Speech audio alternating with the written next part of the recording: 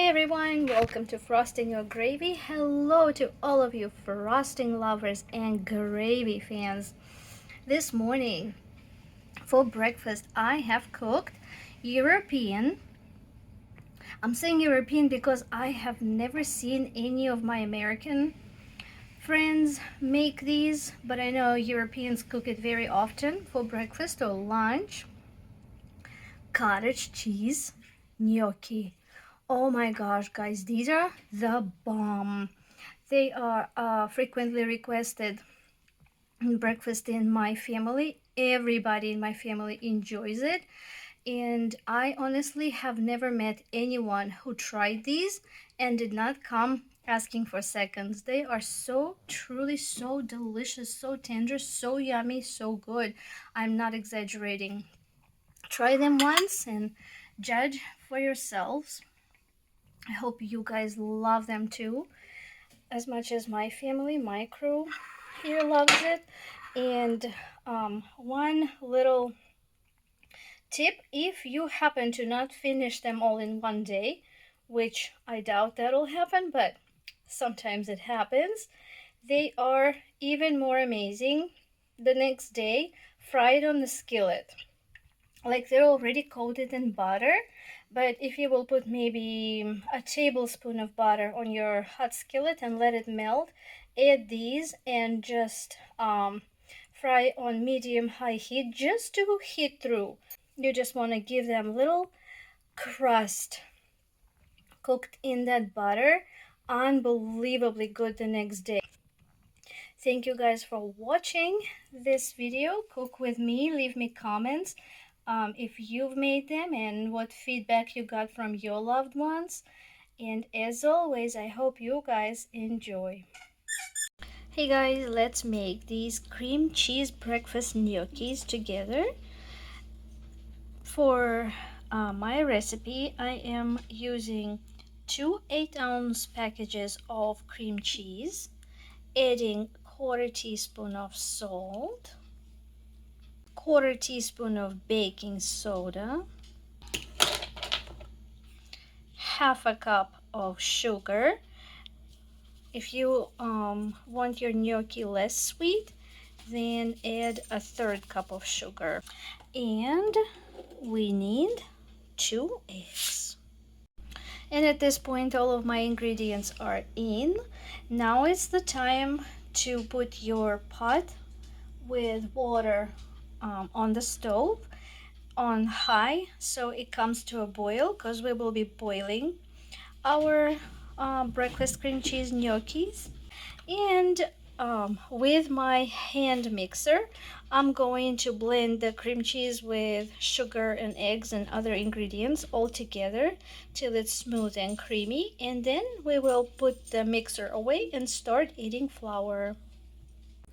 And this is the mixture after it's been mixed really well. I think I mixed it for about 2 minutes on medium speed to allow for the sugar to dissolve and blend really well with the cream cheese. And by the way, my cream cheese was room temperature. That's important to achieve this creamy consistency. And now for the flour. I have to admit, guys, I do not know the exact amount of cups that goes in this recipe. I've been making these cream cheese gnocchi for my family breakfast for so many years that I just scoop the flour out and sift it into this mixture. But today, for the purpose of sharing my recipe, I will be measuring out every cup so together we can figure out how many cups of flour go in this recipe. So I'm beginning with 1 cup. Okay, sifting it in. Okay, and now carefully mixing it all together.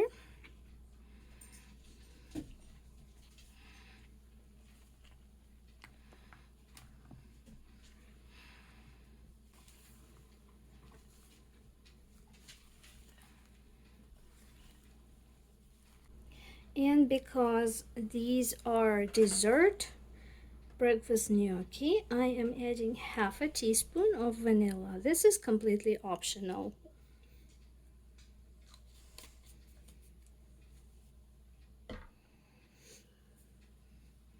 Mix that in. All right, and now going in with the second cup of flour. Here's the second.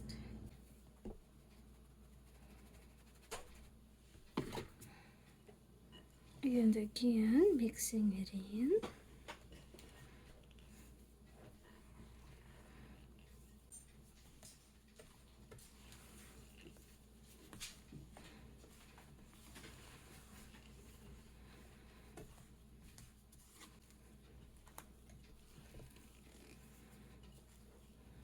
Okay, I see at this point that this dough is still very sticky and doesn't want to quite come to a ball. When I smear it against the wall, it stays on the wall, so I have to scoop it back together.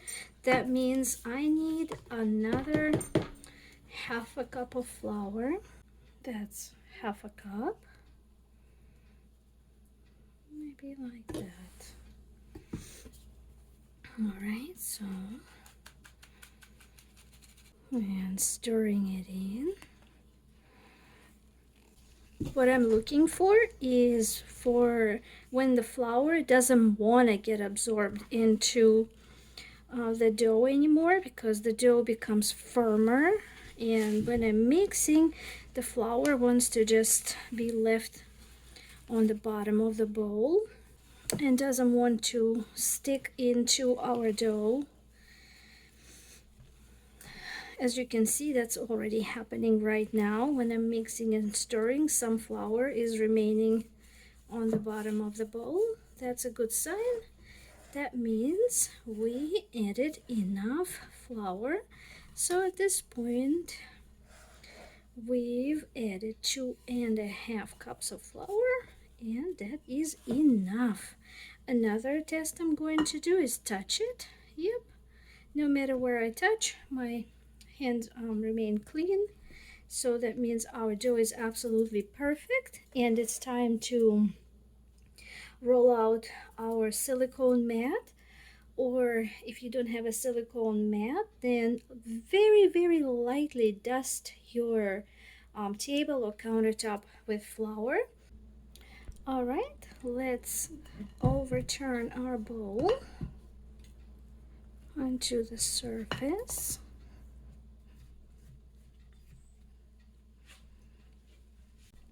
Now going to clean my spatula. And my dough here is still just slightly sticky. So I'm going to do about 2 tablespoons of flour here. Lightly dusted. Right now I did about 1 tablespoon of flour, and that'll help me clean off my spatula. I don't like leaving any dough on it. I like it when I put it in the sink clean. And let's very lightly, like in the same way we make biscuits, without over mixing, we will very lightly roll our dough. Roll and fold very gently without putting too much pressure on it. Okay, we shaped it into a bowl. That's perfect. Look, it's not sticking to my hands anymore. I've added 2 tablespoons of flour onto the surface, and that helped tremendously. And now with the help of my dough cutter, I divide the dough in half. Leave this one aside. Divide this one into 2. Okay, and leave that one aside. Once again, very lightly flour the surface. And now we're going to roll this strip of dough into a log, a rope, a snake, whatever it reminds you of. I will gently roll and shape.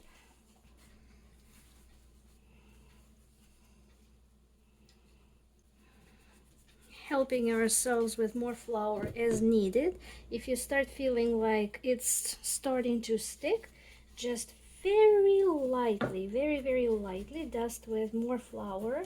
It's better to add the flour as we go rather than overdo it and end up with very rubbery gnocchi in the end. And so now, with the help of your dough cutter or whatever you might have, I'm just using plastic because I don't want to cut my silicone. We are cutting our little gnocchi shapes, and you can make them as big or small as you like. I like them about like that, bite size. And one thing to keep in mind, they will swell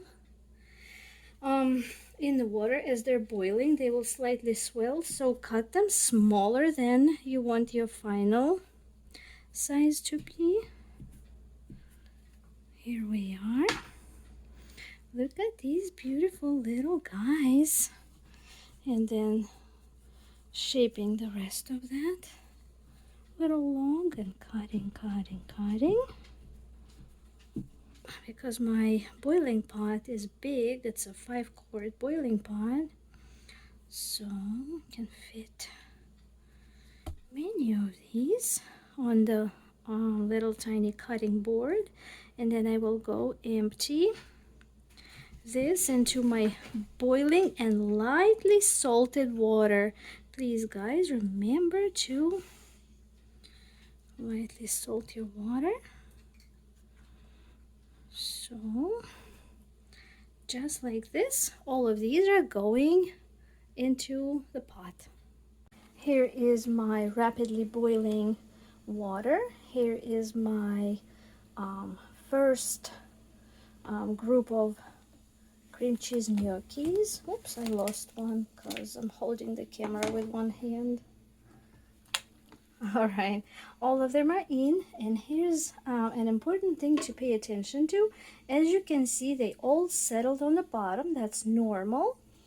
One thing that could help with not sticking is adding a little squirt of vegetable oil, just a little. I would say like a teaspoon, and it'll help for them not to stick. And how you know when they're done is as they cook, they will actually start rising to the top. Right now you see they're leaving the bottom and moving, wiggling, and at some point you will see them getting higher and higher in the pot. And when they pop up on the top, and once, whoop, hello, here it is. As I was speaking, it already reached the top. Here it is, just 2 minutes. Put your 2-minute timer on. Once they rise to the surface, you don't need to cook them for longer than 2 minutes. 2 minutes in the boiling water is plenty of time to cook the whatever is bad, salmonella and whatever else is in the egg.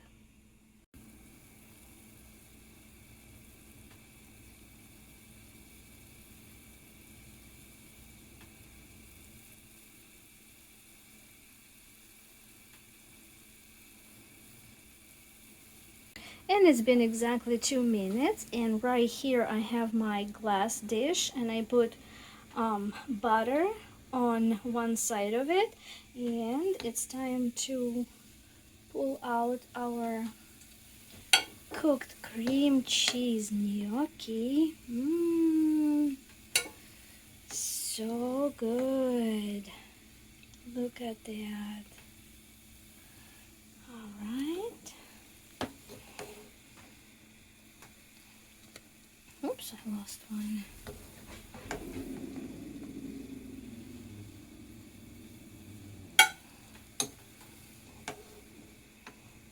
And here they are, and I will scoop some butter from this side onto here, and I will coat these gnocchi in butter.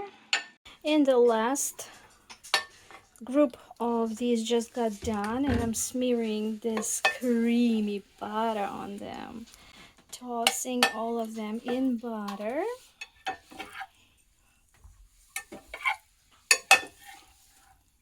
I have to tell you, there's another way to eat them, is don't butter them as they come out, but when you serve them, you put cream cheese, like a dollop of cream cheese on the top, and then whoever the eater will fork one gnocchi, dip it in the sour cream, and eat it that way.